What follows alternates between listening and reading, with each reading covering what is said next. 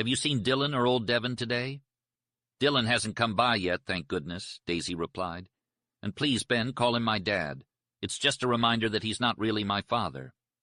"Sorry, Daisy," Kevin said. "And how was he today?" "He didn't even mention me for once," Daisy said. "He was too busy talking about taking Dylan to Kremling. But I know the real reason he's taking him is because he's afraid to leave him alone with me." "Well, I've got something for you," Kevin said, changing the subject again. "It's from Morton." "Hey, girl, how much would you give for a little note from Wills?" teased Kevin. "Are you kidding me? I've been praying for just that," exclaimed the girl.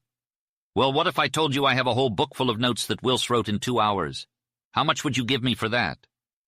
"Oh my gosh, Ben, I'd give you anything. I'd even kiss you." "Really? You mean it?" asked Kevin, holding the book up. "Of course I do. Give it here." Kevin enjoyed teasing the girl, but he also felt a deep emotion inside him. As she eagerly flipped through the pages, he leaned in to watch. Suddenly she pulled him closer and kissed him on the cheek, grateful for the book. Kevin was taken aback by the sudden affection, but he couldn't deny that it made him feel good. "Wow, so you kissed ugly old bent Kevin?" he joked. "Yes, and I've wanted to do it before," she replied, blushing. Her beauty was enhanced by the illness she had been battling. As she read on, Kevin pretended to be reading from the book, stealing glances at her face. She was completely absorbed in the words, blushing and glowing with each page. Kevin couldn't help but feel more and more in love with her as she read. Moore must have written some truly enchanting words. Kevin's heart growled with hunger as he watched Daisy read her love letter. He couldn't help feeling a twinge of jealousy, but he refused to let it fester inside him. As he observed her perusing the letter, he saw something that nobody else did, not even Daisy herself. He knew that if she couldn't live for Morton Moore, her life would be tragically brief. These moments spent watching Daisy were priceless to Kevin. He felt as though some divine force had led him to this very spot. He'd spent years getting here, and now he knew why. Daisy read and reread her love letter, her eyes shining with the excitement of a girl experiencing her first love. Kevin, with his sharp eyes that seemed to see right into a person's soul, could see something infinite in her expression. It was then that he realized how innocent she truly was. He hadn't understood the exquisite torture of her maiden fears or the chaos of love fighting for itself until that moment. He learned more about the mystery and meaning of a woman's heart in that one unguarded moment than he ever had before. Chapter 13. "Hey, Morton, I was blown away by your note and letter. I can't even put into words how they made me feel. Your good news fills me with so much joy.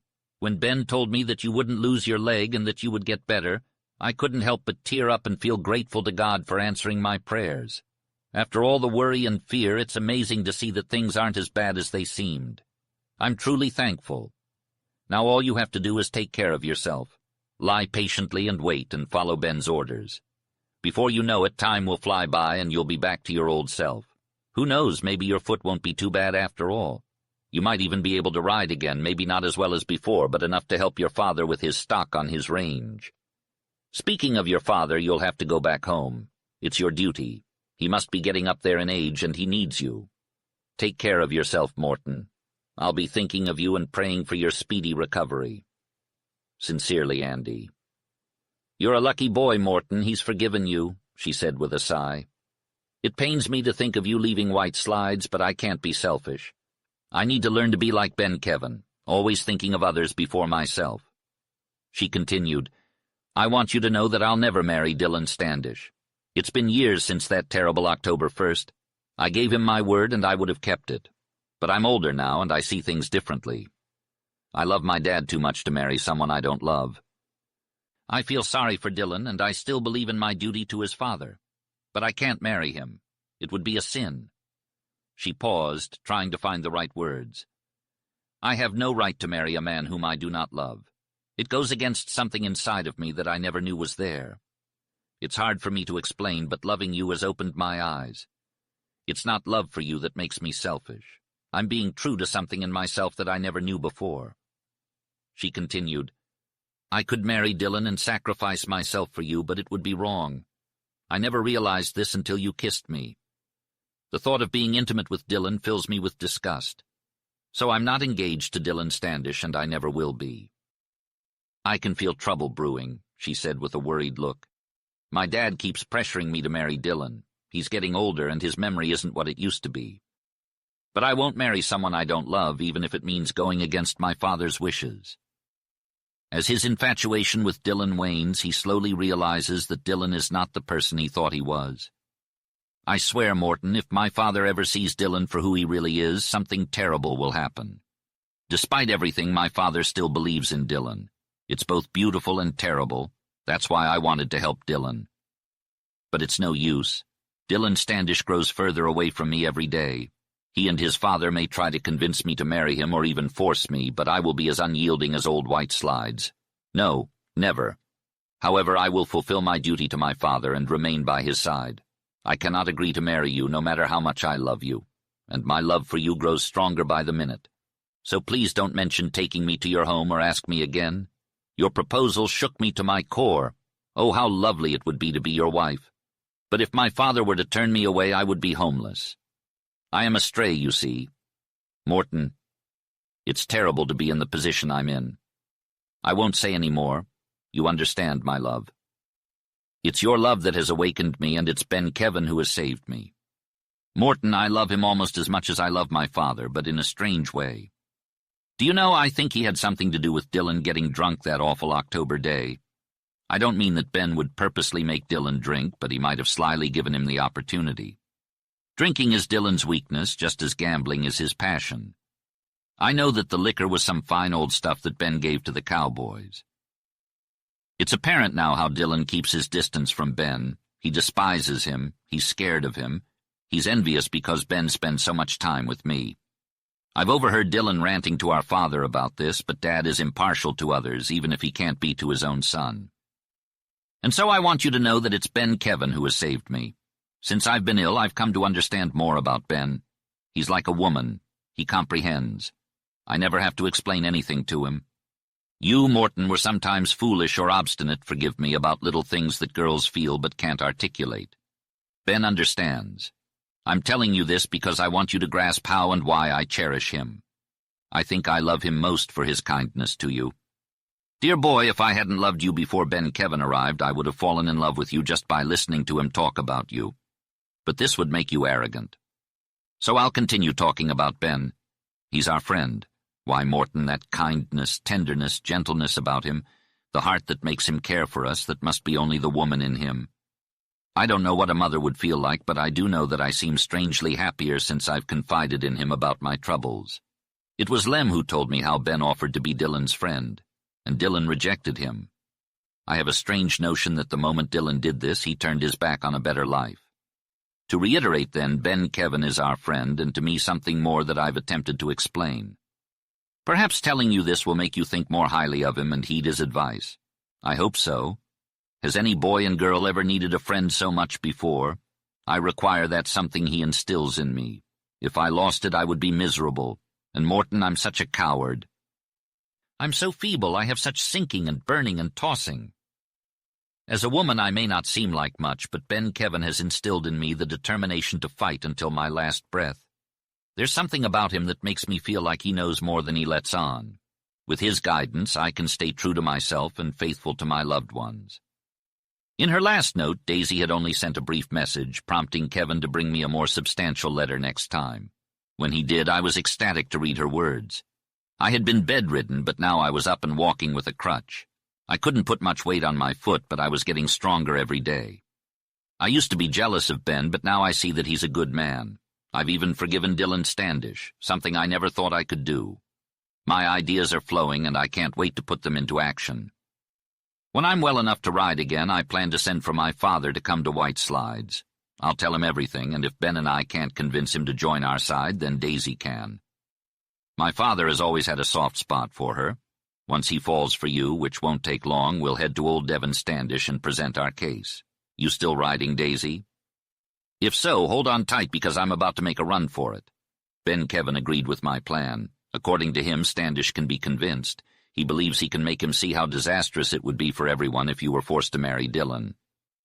It's strange how Kevin included himself, you, me, Dylan, and the old man in the potential ruin. Kevin is as deep as the canyon there. Sometimes when he's lost in thought, he gives me the creeps. Other times, when he confidently assures us that everything will be all right and we'll all end up together, I feel something grim come over me.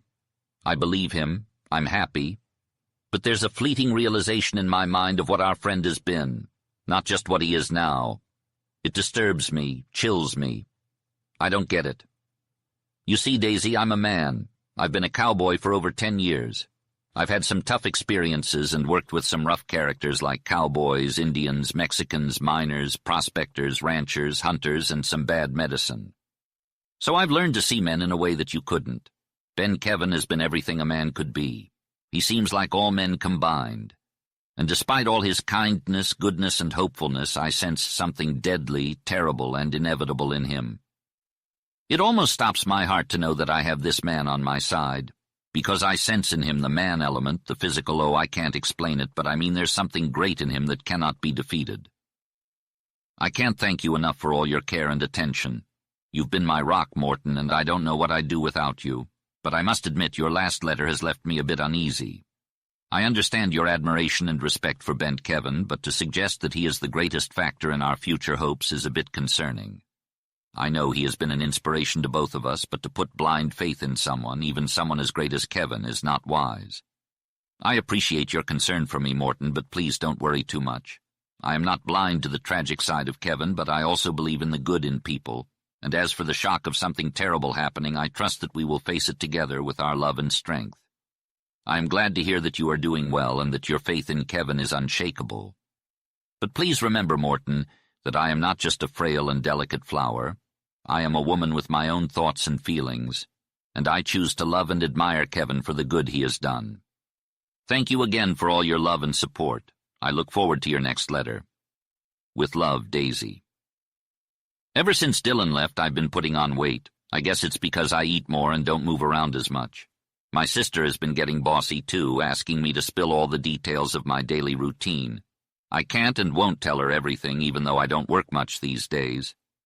I've been helping my dad with his accounts, which have been a mess since Dylan took over. I also read a lot and watched the snowflakes fall during snowstorms. But once the storm passes, I'm not a fan of the cold, snowy world. It makes me shiver and cling to the warmth of the fire. I must have some Indian in me because I get the chills looking at the grand and icy old white slides during moonlit nights. It's all beautiful, but it feels like death to me. Anyway, Dylan has been gone since New Year's Day. He said he was going to Kremlin, but my dad thinks he went to Algeria. They had a fight over money before he left. I thought Dylan had changed for the better, but he kept pestering me to love him and nearly drove me crazy with his love-making. I finally lost my temper and gave him a piece of my mind. That seemed to do the trick, and he turned back into his old self and yelled at me before storming off. As soon as Dylan left, the argument with Dad about money ensued. I couldn't help but overhear some of it. I'm not sure if Dad gave Dylan money, but it didn't seem like it. After Dylan left, Dad seemed nicer and kinder for a few days, but then all of a sudden he fell into a deep sadness that I couldn't shake him out of. Even when Ben Kevin came over after supper, Dad would make him tell his most terrible stories, which I couldn't resist listening to even though I didn't want to. Ben has lived through so much and can tell stories like no other. I began to realize that it wasn't just Dylan's absence that had Dad sitting by the fire for hours, staring at the coals and sighing. My heart aches for him as he seems to be brooding endlessly. I fear that he will break out one day, and I don't want to be around for that. There's no telling when Dylan will come home or if he ever will. But Ben is convinced that he will, saying that Dylan couldn't be wicked enough to support himself without working. I can hear Ben saying those words now. Ben has a way of making prophecies of trouble or evil, but at the same time he can also give hope. He used to say, "Wait, don't give up. Nothing is ever as bad as it seems at first. Be true to what your heart says is right. It's never too late. Love is the only good in life. Love each other and wait and trust. It'll all come right in the end." I have to admit both his sense of calamity and his hope for good seem infallible. Ben Kevin is a supernatural being. Sometimes, just for a moment, I allow myself to believe in his words that our dream will come true and we will be together. Then, oh my goodness, all the happiness and excitement rushes over me like a flood of joy and stars and bells and heaven.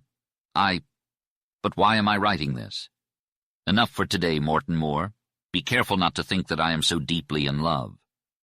Always, Daisy. Dearest Daisy, I don't know the date, but I can feel spring approaching. Today I kicked bent Kevin with my once sore foot. It didn't hurt me, but it hurt Kevin's feelings.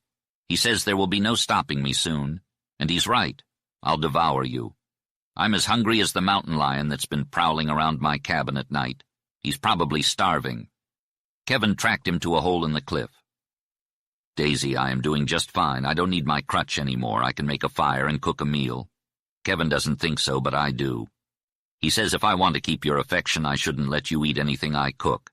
But I can manage just fine. I haven't gone far yet, but my livestock has wintered well. This valley is sheltered, so the snow hasn't been too deep. And I bought hay from Andrews. Now I am hoping for spring and the warm sunshine on the gray sage hills, and then summer with its beautiful columbines. Kevin has gone back to his own cabin to sleep. I miss him, but I'm glad to have my nights alone. I have a future to plan. Today, when Kevin brought me your letter, he asked me in a strange way, "Say, Wills, do you know how many letters I've brought you from Daisy?" I said, "Lord, no, I don't, but there are a lot." Then he told me that there were 47 letters. 47! I couldn't believe it and told him he was crazy. I've never been so lucky. He had me count them, and damn, he was right. 47 love letters from the sweetest girl on earth. But how Kevin remembers everyone beats me. He's beyond understanding. So Dylan Standish still stays away from White Slides. Daisy, I'm sure sorry for his father. What it would be to have a son like Buster Dillon, my God. But for your sake I go around yelling and singing like a crazy person. Spring will be here soon. Then, you wild flower of the hills, you girl with the sweet mouth and the sad eyes, then I'm coming after you, and nothing can take you away from me again. Your faithful Morton, March 19th. Dearest Morton, your last letters have been read and reread, kept under my pillow, and have been both my help and my weakness during these trying days since Dylan's return. It's not that I was afraid to write, though heaven knows if this letter should fall into the hands of Dad. It would mean trouble for me, and if Dylan read it, I'm afraid to think of that. I just haven't had the heart to write you. But all the time I knew I must write and that I would. Only now what to say tortures me. I'm certain that confiding in you relieves me. That's why I've told you so much. But of late I find it harder to tell what I know about Dylan Standish. I'm in a strange state of mind, Morton dear. And you'll wonder, and you'll be sorry to know I haven't seen much of Ben lately, that is, not to talk to. It seems I can't bear his faith in me, his hope, his love, when lately matters have driven me into torturing doubt. I need to clear the air, so listen up and read this to Ben. My reluctance to be with him has hurt him, and I need to explain why. Dylan came home on a dreary March 2nd, the kind of day that makes you want to stay in bed. It was snowing, sleeting, and raining so hard that we didn't even hear the horse approaching. But we did hear the heavy boots on the porch and the sound of a slicker being thrown to the floor. When Dylan walked in, Dad's face lit up with joy, but then something changed. He looked like he had seen a ghost. It was like the return of the prodigal son. Dylan looked nothing like his usual self. He was pale, haggard, and much older. He had a sullen, bold look on his face, and he strode in like he owned the place.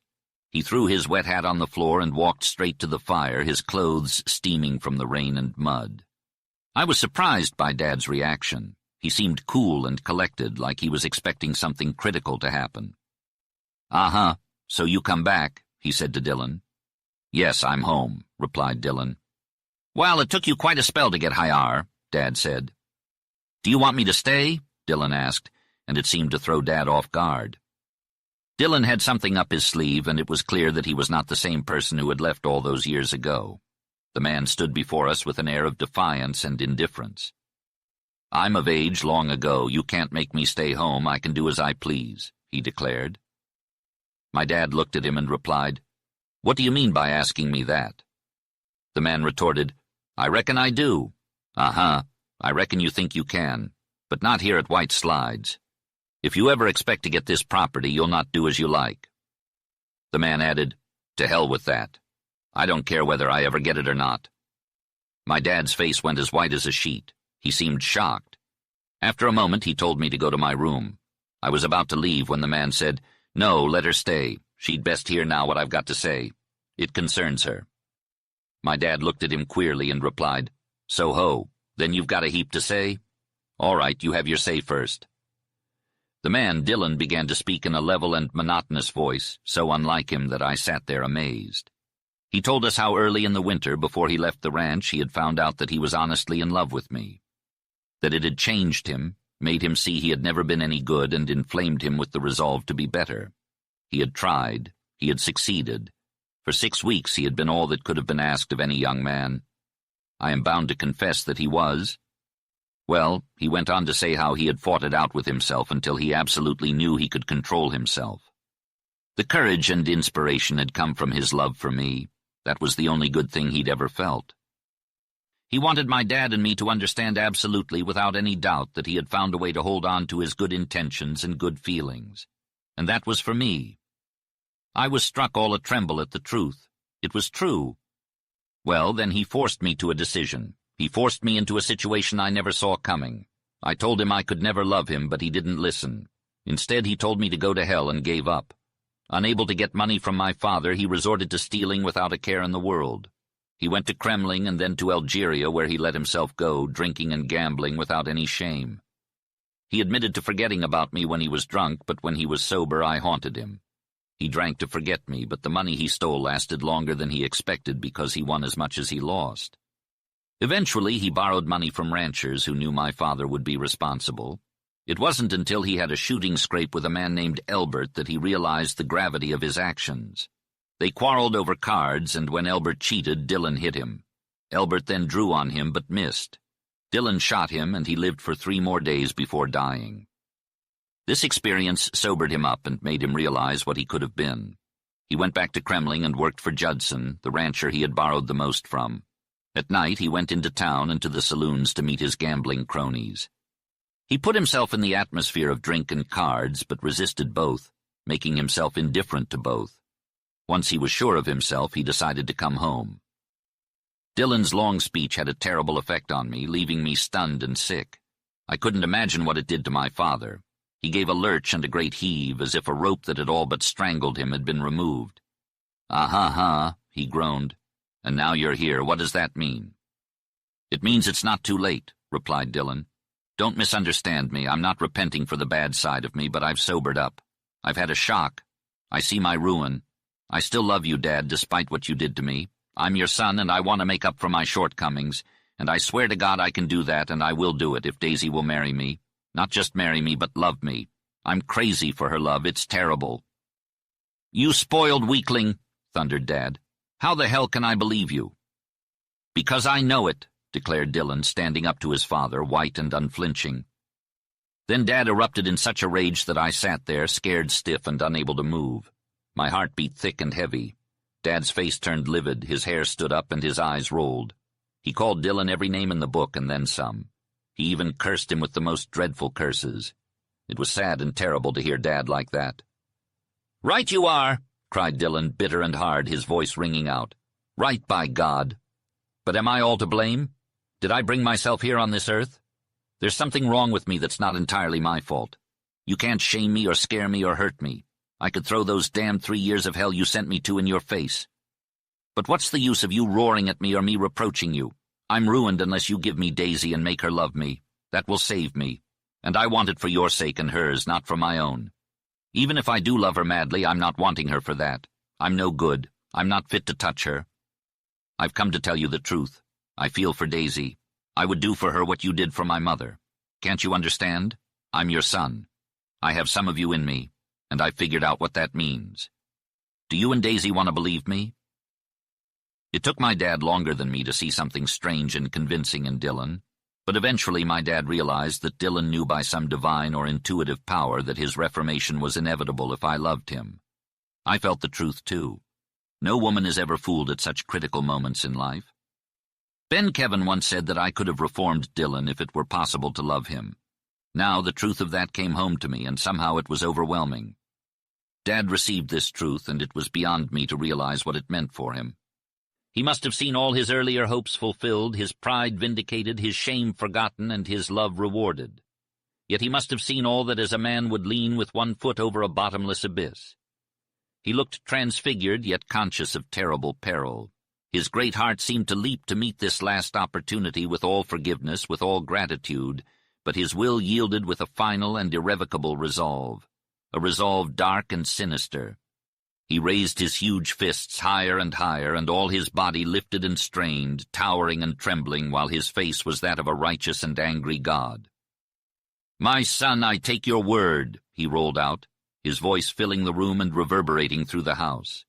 "I give you Daisy, she will be yours. I swear on my love for your mother, if you ever steal again, I'll end you." Those were the words that left Daisy's lips as she stood in front of the young boy who had just been caught stealing. He looked up at her, fear in his eyes, and nodded silently in understanding. Daisy couldn't bear to say anything more. She knew that the boy had likely resorted to theft out of desperation, and her heart went out to him. But at the same time, she couldn't condone his actions. Stealing was wrong, plain and simple. As she turned to walk away, Daisy couldn't help but wonder what the future held for the young boy. Would he continue down this path of crime and desperation, or would he find a way to turn his life around? Only time would tell. Chapter 14. At White Slides Ranch, spring arrived early that year. The snow melted away from the valleys, revealing the vibrant wildflowers peeking through the newly green grass, while the mountain tops remained white. The long stone slides glistened with moisture, and the brooks ran full-banked, noisy, and turbulent. The gray old sage slopes emerged from their winter coverings with a soft and fresh color. The bleached tufts of grass waved in the wind and revealed tiny blades of green at their roots. The aspens, oaks, vines, and round-clumped willows that lined the fences and cliffs all took on a hue of spring. The mustangs and colts in the pastures snorted, ran, kicked, and cavorted, while on the hillsides the cows began to climb higher in search of tender greens while bawling for their newborn calves. Eagles shrieked as the snowbound peaks released their grip, and the elks bugled their piercing calls. The grousecocks strutted their gorgeous brown plumage in parade before their twittering mates, and the jays screeched in the woods while the sage hens sailed along the bosom of the gray slopes. Black bears, browns, and grizzlies emerged from their winter slumber, leaving behind huge, muddy tracks on the trails. The timber wolves mourned their hungry calls for life, meat, and the wildness that was passing at dusk, while the coyotes yelped joyously at sunset, sharp and impudent. However, winter was reluctant to yield its hold on the mountains. The black scudding clouds, squalls of rain, sleet, and snow all whitened, melted, and vanished, along with the cold, clear nights with crackling frost which retarded the work of the warming sun. Nevertheless, the day arrived when the greens held their own with the grays, and this was nature's assurance that spring could not be denied, and summer was sure to follow. Bent Kevin was crouched in the willows beside the trail that followed one of the brooks. Lately he had been hiding like an Indian under cover, waiting for someone. This morning, when Daisy Standish came riding along, he stepped out onto the trail in front of her. "Oh, Ben, you scared me!" Daisy exclaimed as she pulled hard on her frightened horse. "Good morning, Daisy," replied Kevin. "I'm sorry to startle you, but I've been anxious to see you, and considering how you've been avoiding me lately, I had to waylay you like a regular road agent." Kevin searched her face. It had been a while since he had seen her up close, but one look at her pale, sweet, resolute face told him everything he needed to know. "Well, now that you've waylaid me, what do you want?" Daisy asked deliberately. "I'm going to take you to see Wills Moore," replied Kevin, watching her closely. "No," Daisy cried, the red staining her temples. "Daisy, listen. Did I ever oppose anything you wanted to do?" "Not yet," she said. "Do you expect me to?" She didn't answer that. Her eyes drooped, and she nervously twisted the bridle reins. "Do you doubt my good intentions toward you, my love for you?" Kevin asked in a husky voice. "Oh, Ben, no, it's just that I'm afraid of your love for me. I can't bear it if I see you, if I listen to you." "Then you've weakened? You're not a proud, high-strung, thoroughbred girl anymore. You're showing yellow." "Ben, Kevin, I deny that," she answered spiritedly, lifting her head. "It's not weakness, but strength I've found." "Uh-huh.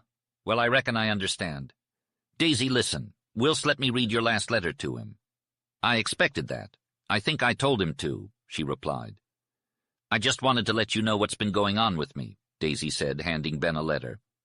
"It's a brave letter, lass," Ben replied. "You're facing a big decision, but you forget how it might affect Wills Moore." Daisy's eyes widened. "Is he hurt?" "If you don't see him, he might hurt himself or Buster Dillon," Ben said gravely. "I'll see him," Daisy said, tears welling in her eyes. "But do you really think Morton could be so cowardly?" "Daisy, you don't understand how low a man can sink," Ben replied. "Wills has had a tough winter, and your letters and my nursing helped him through it. But he's still morbid." "Why does he want to see me?" Daisy asked, her voice trembling. "It will only make things worse." "Wills needs to see you, Daisy," Ben said. "He appreciates your position and he's lovesick. He thinks he's lost your love." "Poor boy," Daisy said. "He imagines I don't love him anymore. Men can be so stupid. Take me to him, Ben." Ben took the bridle of Daisy's horse and led her down a narrow, brushy trail behind the hill. He walked ahead of the horse, lost in thought. Something tugged at his mind, a sense of impending disaster. But it was only the beginning. His mind was consumed with gravity and sadness, but his senses remained alert to the world around him. He could hear the rush of the flooded brook, the flutter of grouse taking flight, the sound of deer hooves on stones, and the sweet melody of spring birds. Even the faintest wildflowers in the shaded corners did not escape his notice. Eventually he guided his horse out of the willows and onto a low-sloping hill of fragrant sage. He fell back to Daisy's side and placed his hand on the pommel of her saddle. She reciprocated with a gentle touch, and Kevin felt a thrill run through him. He knew her heart well. If she stopped loving someone, she might as well stop breathing. "Lass, I've waited for you on many mornings," he confessed. "And when I had to leave Wills without you, it was tough." "So he really wants to see me then?" she asked. "Maybe you haven't thought much about him or me lately," Kevin replied. "I've tried to forget about you, but even the sleepless nights have flown by." "Are you going to confide in me like you used to?" "Ben, there's nothing to confide. I'm still stuck where I left off in that letter to Morton. The more I think about it, the more confused I get." Kevin sat in silence for a while, content just to feel her hand in his and bask in her presence. He felt like he had aged a lot lately, and the sweet scent of the sage slopes felt like something precious that he needed to cherish even more. The rolling gray hills taunted him, reminding him of fleeting time and the inevitability of aging. The looming presence of old white slides only reinforced this feeling. Kevin had a worry on his mind. "Wills is waiting down there," he said, pointing to a grove of aspens below. "I think it's pretty close to the house, and there's a trail that runs along there. But Wills can't ride very well yet, and this seemed like the best place." "I don't care if Dad or Dillon find out I've met Morton. I'll tell them," said Daisy. "Well, if I were you, I wouldn't," replied Kevin. They went down the slope and entered the grove. It was a beautiful open spot with grass and wildflowers and old bleached logs. Half the area was sunny, while the other half was shaded under the fluttering aspen leaves. Kevin saw Moore sitting on his horse. It struck him that the cowboy should be mounted when, an hour back, he had left him sitting disconsolately on a log. Moore wanted Daisy to see him first after months of fear and dread, mounted upon his horse. Kevin heard Daisy's glad little cry, but he did not turn to look at her then. When they reached the spot where Moore stood, Kevin could not resist the desire to see the meeting between the lovers. Daisy, being a woman and therefore capable of hiding her agitation except in moments of stress, met the trying situation with more apparent composure than the cowboy. Moore's long, piercing gaze took the rose out of Daisy's cheeks. "Oh, Morton, I'm so happy to see you on your horse again," she exclaimed. "It's too good to be true. I've prayed for that more than anything else. Can you get up into your saddle like you used to? Can you ride well again? Let me see your foot." Moore held out a bulky foot. He wore a shoe, and it was slashed. "I can't wear a boot," he explained. "Oh, I see," exclaimed Daisy slowly, with her glad smile fading. "Can't get that foot in the stirrup, can you?" Daisy asked. "No," he replied. "But if you could, you'll be able to wear a boot soon," she pleaded. "Never again, Daisy," he said, his voice heavy with sadness. Then Kevin noticed a sudden change in Daisy's demeanor. The old spirit within her had leaped up. It was all he wanted to see. "Now, folks," he said, "I reckon two's company and three's a crowd. I'll go off a little ways and keep watch." "Ben, you stay here," Daisy said quickly. "Why, Daisy? Are you afraid or ashamed to be with me alone?" Moore asked, bitterness creeping into his tone. Daisy's eyes flashed with an uncharacteristic intensity. "No, Morton. I'm neither afraid nor ashamed to be with you alone. But I can be as natural and much myself with Ben here as I could be alone. Why can't you be? If Dad and Dylan heard of our meeting, the fact of Ben's presence might make it look different to them. And why should I heap trouble upon my shoulders?" "I beg your pardon, Daisy," Ben said. "I've just been afraid of things." "My horse is restless," Daisy replied. "Let's get off and talk." They dismounted, and Kevin's heart warmed as he saw the womanly look in Daisy's eyes as she watched Ben walk. For a crippled man, he did very well, but that moment was fraught with meaning for Kevin. These unfortunate lovers, brave and fine in their suffering, did not realize the peril they invited by proximity. But Kevin knew. He pitied them, he thrilled for them, he lived their torture with them. "Tell me everything," Daisy said impulsively. Moore, with dragging steps, approached an aspen log that lay off the ground, propped by a stump. Here he leaned for support. Daisy laid her gloves on the log. "There's nothing to tell that you don't already know," Moore replied. "I've already told you everything there is to tell," he said, dropping his head. "Except—" He trailed off, unable to finish his sentence. Daisy responded with a small laugh that made Kevin wince. "They haven't been exactly great for me either," she said. The two of them then engaged in small talk about mundane ranch matters, attempting to hide their true thoughts. Kevin listened in and could sense the tension between them. "Lass and you, Wills, you're wasting time and not getting anywhere," Kevin interrupted. "I'll leave so you can be alone." "No, stay," Moore insisted. "Daisy, tell us about old Devon and Dylan." "What about them?" Daisy asked. "Well, I've noticed some changes in both of them," Kevin replied. "And so has Wills, although he's only heard about it from Lem, Montana, and the Andrews boys." Daisy understood immediately. "Dad has a new lease on life, I think. He's happy, like a kid sometimes, and good as gold. It's all because of the change in Dylan. It's remarkable. Since the night he came home and had that understanding with Dad, he's been a different person. He's left me alone, treats me with respect, but not a familiar word or look. He's kind and offers little courtesies, but never intrudes upon me. Not one word about the past. It's like he's trying to earn my respect and have that or nothing. He works harder than ever before on Dad's books, in the shop, and out on the range. He's always lost in thought and talks very little. Gone were all the old petulance, obstinacy, selfishness, and especially his sudden strange impulses and bull-headed tenacity. He had suffered physical distress because he was not used to hard work, and more, he had suffered terribly from the lack of liquor. He had said to his father, "It's hell, this burning thirst. I never knew I had it. I'll stand it if it kills me. But wouldn't it be easier on me to take a drink now and then at these bad times?" His father had replied, "No, son, break off for good. Tapering off is no good way to stop drinking. Stand the burning, and when it's gone you'll be all the gladder and I'll be all the prouder." I have not forgotten all of Dylan's former failings, but I am forgetting them little by little. For his father's sake I am overjoyed. For Dylan's sake I am glad. I am convinced now that he has learned his lesson, sowed his wild oats, and become a man. Moore listened eagerly, and when I had concluded, he thoughtfully began to cut little chips out of a log with his knife. "Daisy, I've heard a lot about Dylan's change," he said earnestly. "Honestly, I'm glad for his father's sake, for his own and for yours. The boys think Dylan's crazy, but his reformation is not strange to me. If I were no good just like he was, well, I could change just as greatly for you." I quickly averted my face. Kevin's keen eyes, apparently hidden under his old hat, saw how wet my lashes were, how my lips trembled. "Morton, do you really think Dylan will last, will stick to his new ways?" I asked hurriedly.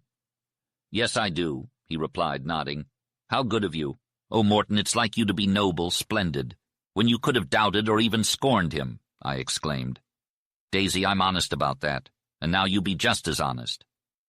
Do you really think Dylan will stick to his new ways? No more drinking, gambling, or losing his temper?" Daisy asked, her voice trailing off. Moore turned to the hunter. "What do you think, Pard? Will Buster Dylan stay true to his new ideals?" Kevin had avoided answering this question before, but now he knew it was time. "No," he said softly. Daisy let out a cry of disbelief. "Why not?" Moore demanded, his face darkening. "There are reasons that you young folks wouldn't understand," Kevin replied. "I don't think his reformation is permanent. He may be sincere now, but his change is driven by passion, not moral force." Moore gestured impatiently. "Why can't his sincerity and good work be permanent?" Love can work wonders in a man, Kevin explained, but it can't change the nature of his heart. Dylan is who he is, and his love for Daisy won't be enough to keep him on the straight and narrow. It's not in his nature. Moore pressed on. Why not? Because Dylan's love will never be fully reciprocated, Kevin replied solemnly. And that's the crux of the matter. His love for Daisy won't be enough to keep him reformed. It takes a man with a certain kind of courage to love a woman who will never return his affections. Dylan was consumed by his passion for Daisy. He would do anything for her, but he knew that changing who he was at his core was impossible.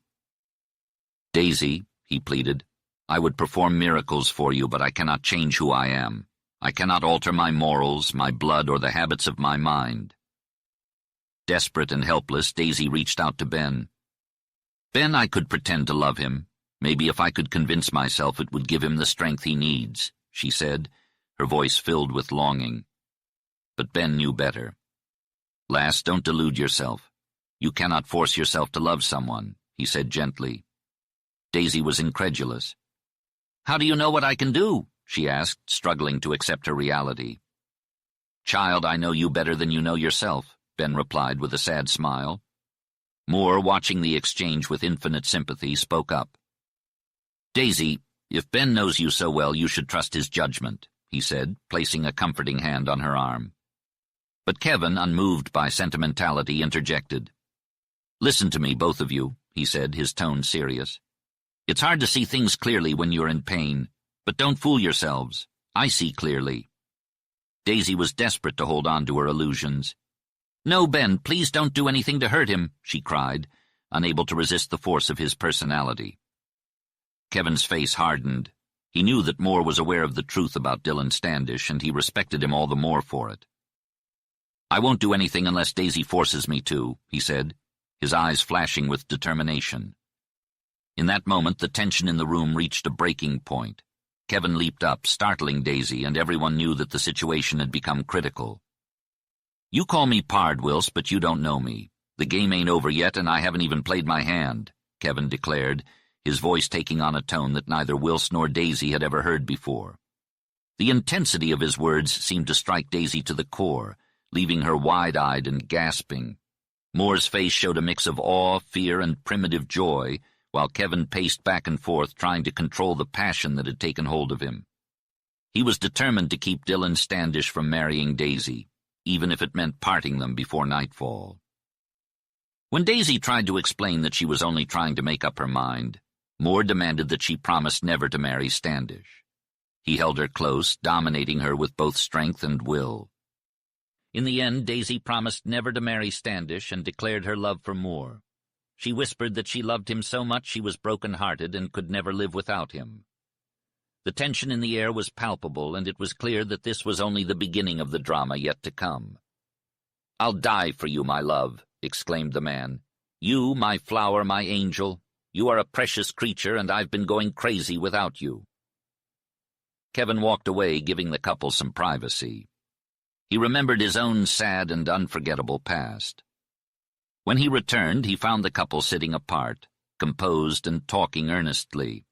Daisy greeted him with a mixture of reproach and affection. "Ben, this is what you've done," she said. "I'm only an instrument, and I believe that God guides me right," replied the hunter.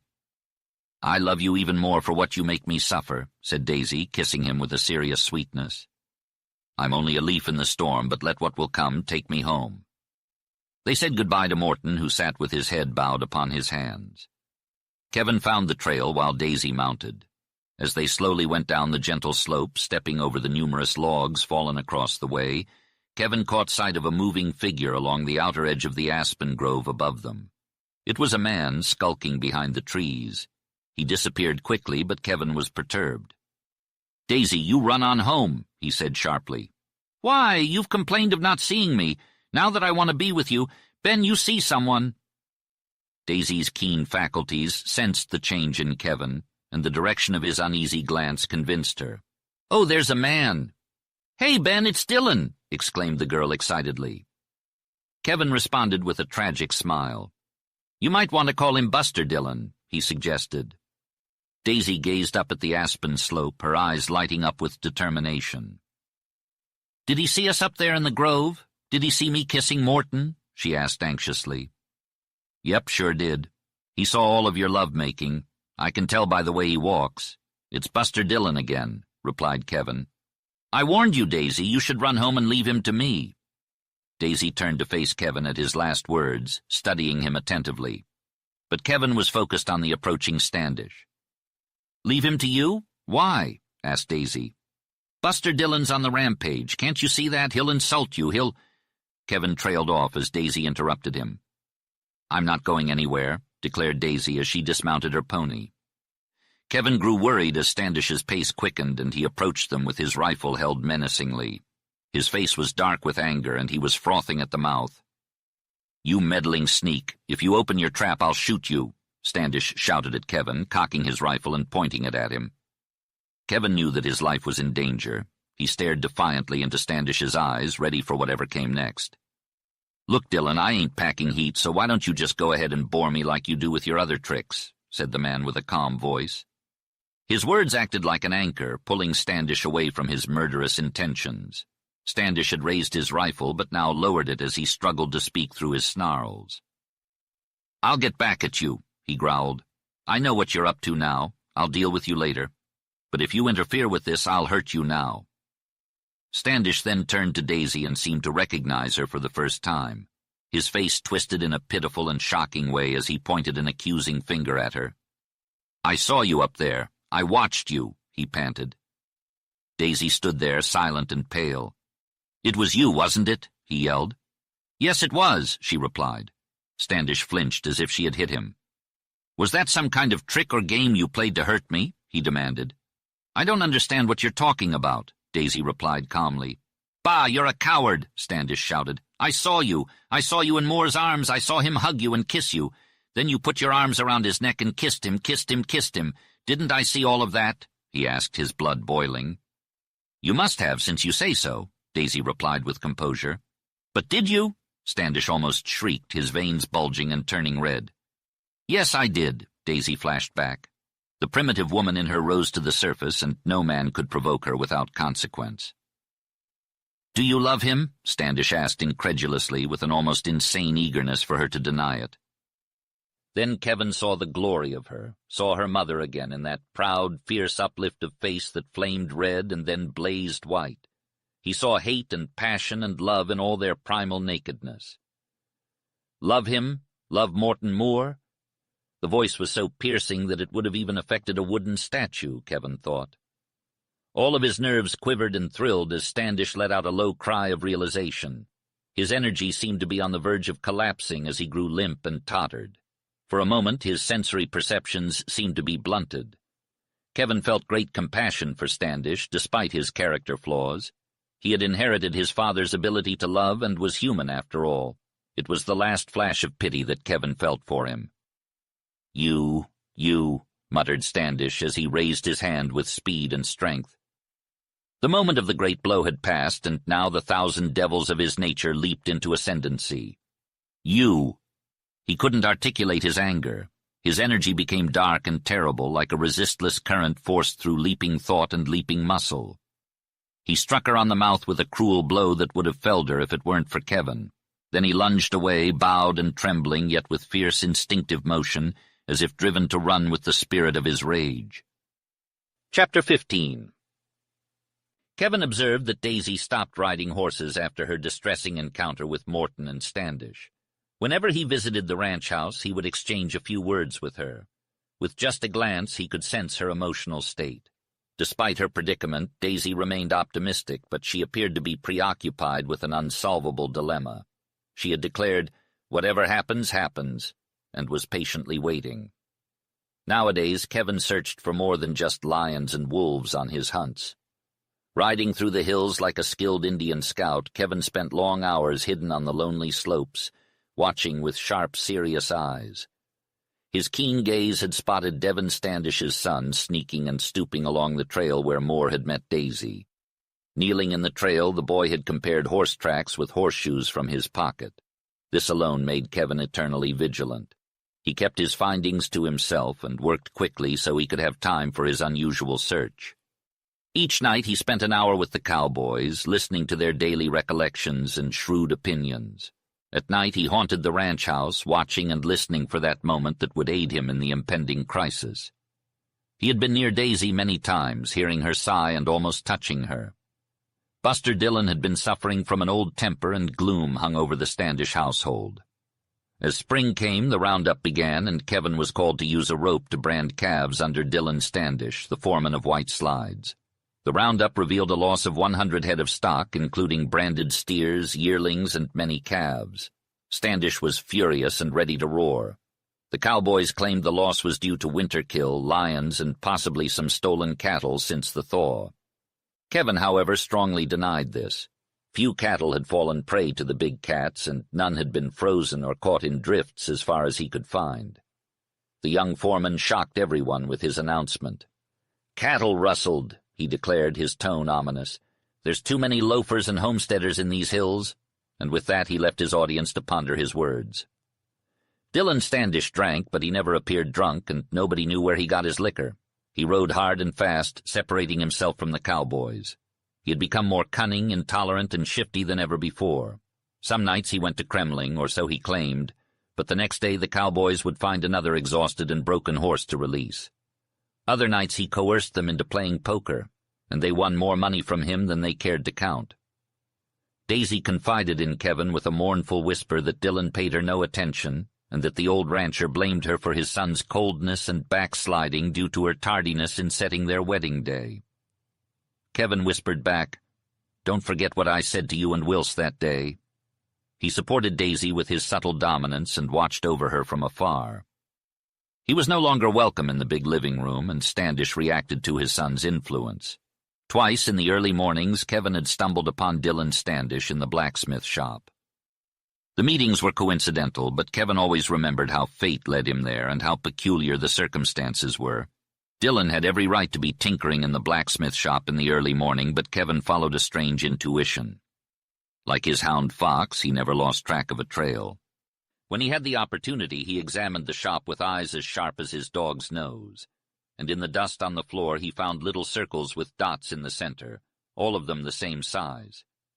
The sight of them didn't shock him until they vividly reminded him of the little circles with dots in the earthen floor of Morton Moore's cabin. The marks were made by the end of Moore's crutch. Kevin grinned like a wolf, showing his fangs. The instinct to rend surged through him like the vitals of a wolf. For Kevin, the cloud on his horizon spread and darkened, gathering the sinister shape of a storm, harboring lightning and havoc. It was the cloud in his mind, the foreshadowing of his soul, the prophetic sense of like to like. Where he wandered, the blight fell. The fact that Standish hired new men was significant. Bludso had quit, Montana Jim grew surly and packed a gun, and Lem Devinings had threatened to leave. New and strange hands for Dillon Standish to direct had a tendency to release a strain and tide things over. Every time the old rancher saw Kevin, he rolled his eyes and wagged his head, combating superstition with an intelligent sense of justice. Kevin knew what troubled Standish, and it strengthened the gloomy mood that seemed to find root like a poison lichen. Every day Kevin visited his friend Morton Moore, and most of their conversation centered around their ruling passion. But the time came when Kevin deviated from his gentleness of speech and leisure of action. "Bent, you're not like you were," said Moore once in surprise at the discovery. "You're losing hope and confidence." "No, I've only got something on my mind." "What?" "I reckon I'm not going to tell you now." "You've got hell on your mind," flashed the cowboy in grim inspiration. Kevin ignored the insinuation and turned the conversation to another subject. "Wills, you're buying stock right along." "Sure am. I saved some money, you know. And what's the use of hoarding it? I'll buy cheap. In 5 years I'll have 500, maybe 1,000 head." "My old man's going to be thrilled when he hears about the progress I've made," said Moore. "Well, it's a damn good start, I'll give you that. You managed to pick up any unbranded stock?" asked his companion. "Sure did. Hey, partner, you worried about those rustlers causing trouble lately?"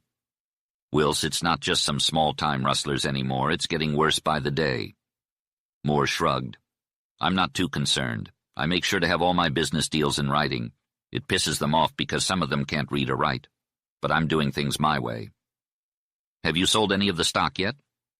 Not yet, but the Andrews boys are driving 30 head to Kremling for me to sell. All right, well, I'll be on my way, replied Kevin, leaving Moore puzzled. Kevin saw Moore's anxiety, but events at White Slides had gone beyond the stage where hope would help.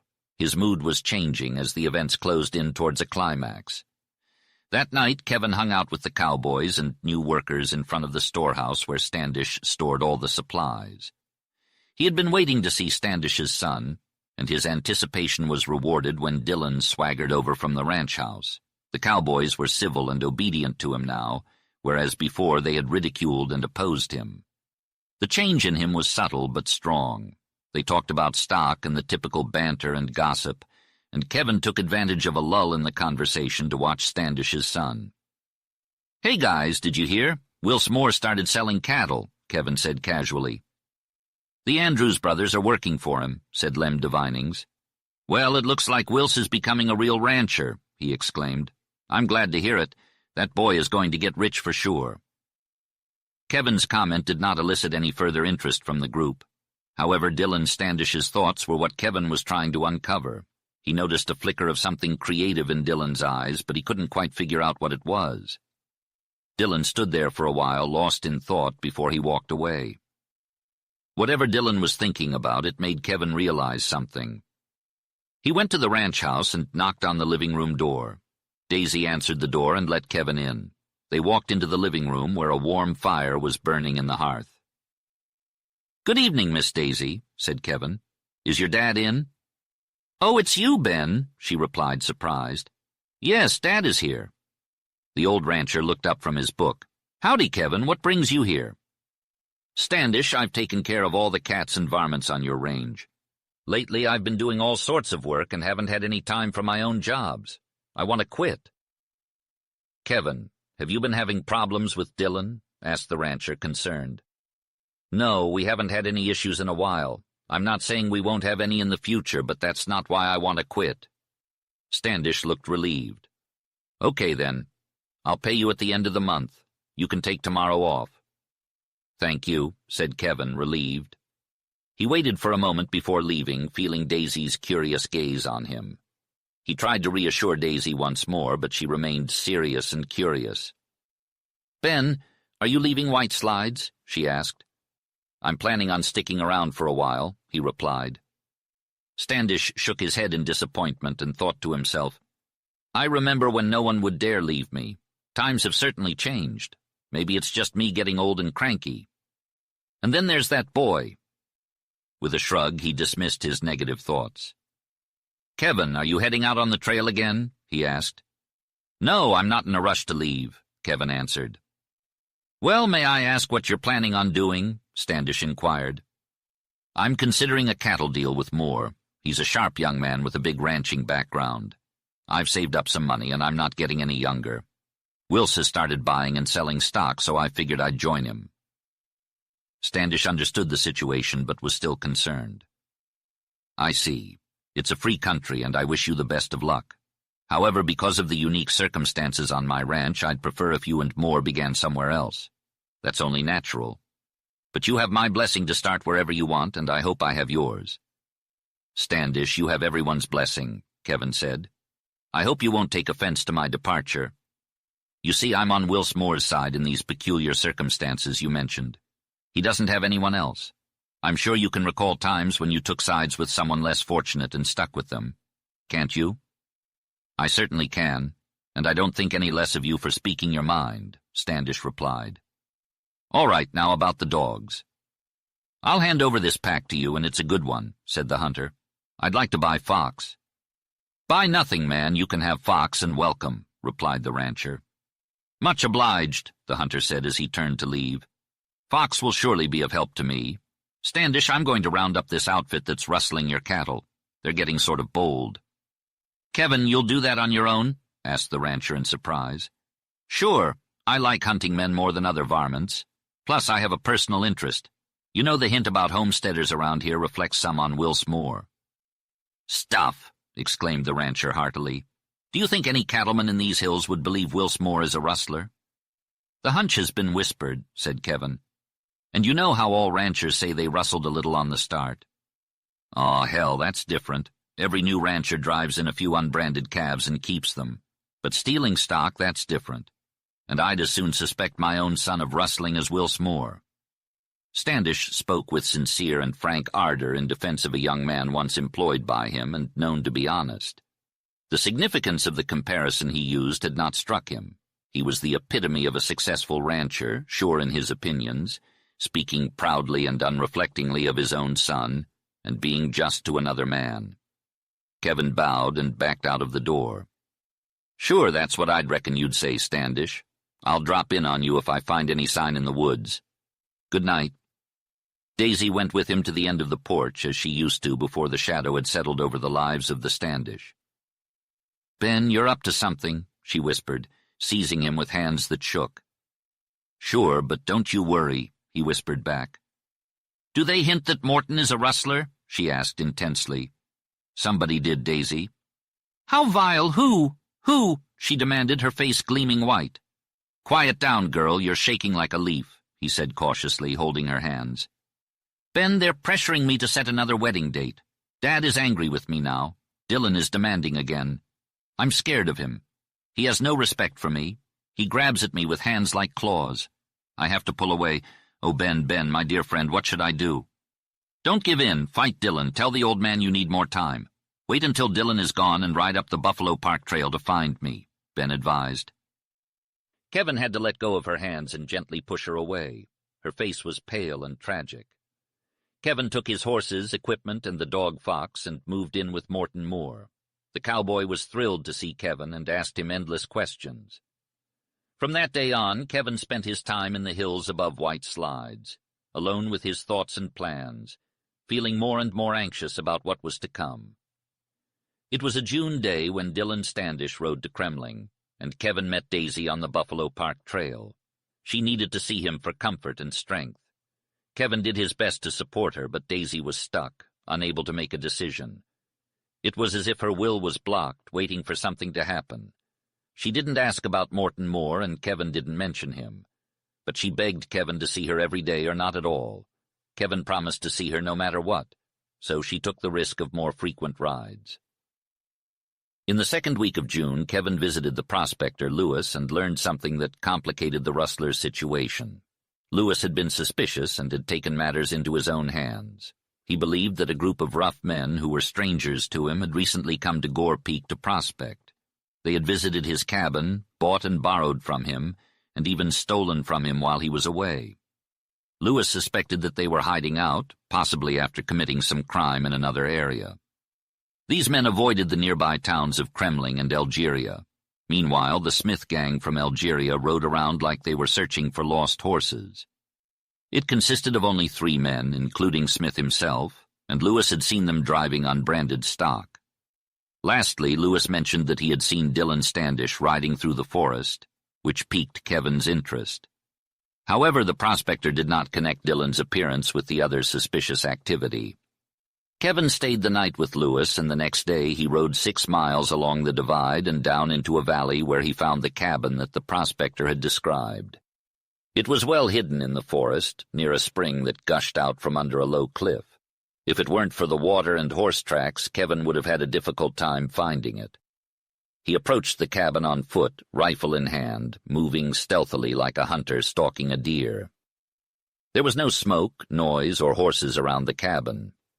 After observing it for a while, Kevin approached to examine the old ramshackle cabin with its dirt floor, crumbling fireplace and chimney, and bed platform made of boughs. The cabin had 3 openings, including the door. The 2 smaller ones that served as windows looked like they could have been portholes as well. Inside, the cabin was spacious and well lit due to the windows and gaps between the logs. Kevin noticed a deck of cards scattered in a corner as if someone had thrown them against the wall. This sight triggered a memory of Dylan Standish in the act of violence.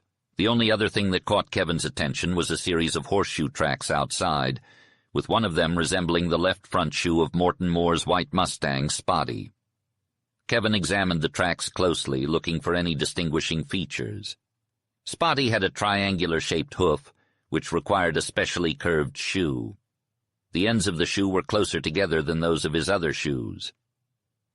Later that day, Kevin rode down to White Slides and asked Moore if he had been riding Spotty recently. Moore replied that he had, and asked if Kevin thought he could ride one of the Broncos instead. Kevin then asked if Moore had been up in Buffalo Park, to which Moore replied that he had not. Kevin then mentioned seeing a track like Spotty's made 2 days ago.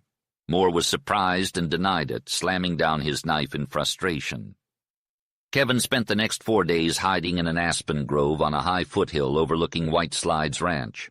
He lay there, relaxed like an Indian, calm and collected, observing the trails below, waiting for what he knew was to come. On the 5th day, he was up at sunrise, having heard one of the new cowboys make a casual comment the night before.